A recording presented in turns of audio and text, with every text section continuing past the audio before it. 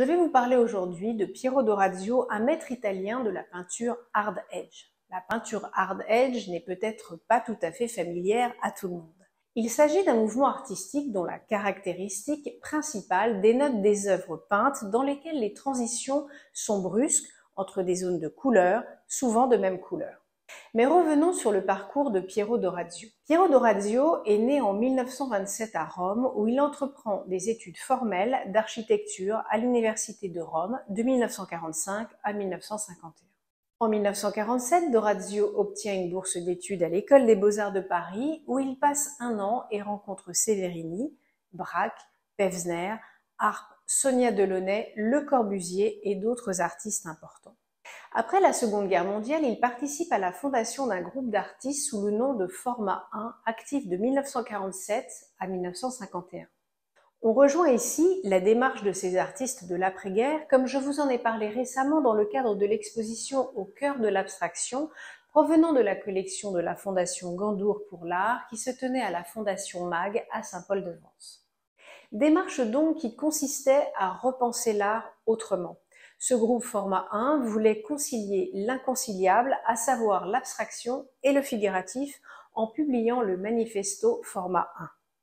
Cet élan de liberté des artistes appelle une société progressiste, révolutionnaire et avant-gardiste. Ce groupe était composé, outre de Piero d'Orazio, des artistes tels que Ugo Attardi, Piero Consagra ou de Carla Accardi, fondatrice dans les années 70 de la Revolta Femminile, le premier groupe féministe exclusivement féminin fondé à Rome. En 1950, il participe à l'organisation de la galerie coopérative du groupe H d'Or à Rome et à Florence, et en 1952, il promeut la Fondation internationale Origine à Rome, qui publie le périodique Arti Visive. En 1953, il se rend aux États-Unis où il rencontre Motherwell, Rothko, Klein, Clément Greenberg, Jackson Pollock, Willem de Kooning, Mark Rothko, Barnett Newman, Robert Motherwell, bref, les plus grands, et présente ses premières expositions personnelles à New York. Sous l'influence de ces artistes, il commence à expérimenter un nouveau style influencé par l'expressionnisme abstrait, et les peintures Soma qu'il réalise sont alors similaires à l'automatisme de Jackson Pollock.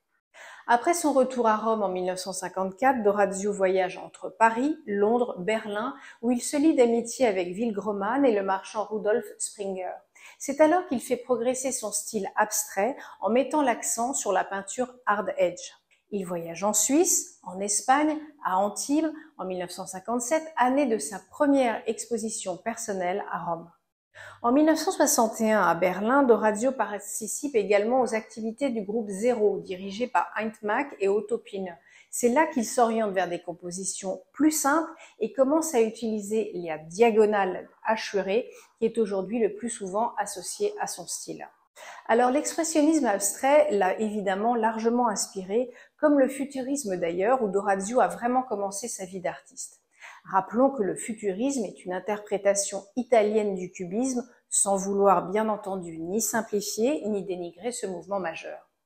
On retrouve dans la peinture de d'Orazio cette capture du mouvement ou de la vitesse comme dans le futurisme. D'Orazio a établi un équilibre magistral entre l'harmonie et le mouvement. Il occupe ensuite différents postes d'enseignement en Europe ou aux États-Unis, tout en alliant ses voyages en Grèce, en Afrique ou au Moyen-Orient. Piero d'Orazio a été un artiste qui a été toujours en recherche. Parmi les nombreuses expositions de ses œuvres organisées en Italie et à l'étranger, citons celle du Musée d'art moderne de la ville de Paris en 1979, de la Albrecht Knox Art Gallery de Buffalo la même année et de la Galleria Nazionale d'Arte Moderna e Contemporanea de Rome en 1983. Il a également participé aux grandes expositions internationales comme la Biennale de Venise et L'Artiste disparaît en 2005. Alors, qu'en est-il des estimations des œuvres de Piero d'Orazio en vente aux enchères? Les peintures de d'Orazio s'adjugent entre 4 000 et 90 000 euros. Les œuvres sur papier entre 1 000 et 20 000 euros. Quant aux estampes, elles s'adjugent entre 100 et 500 euros. Alors, si vous possédez une œuvre de Piero d'Orazio, nous restons à votre disposition pour vous communiquer gratuitement une estimation en vue de vente aux enchères. À bientôt sur expertisé.com. 50 000, 55 000, adjugé 55 000.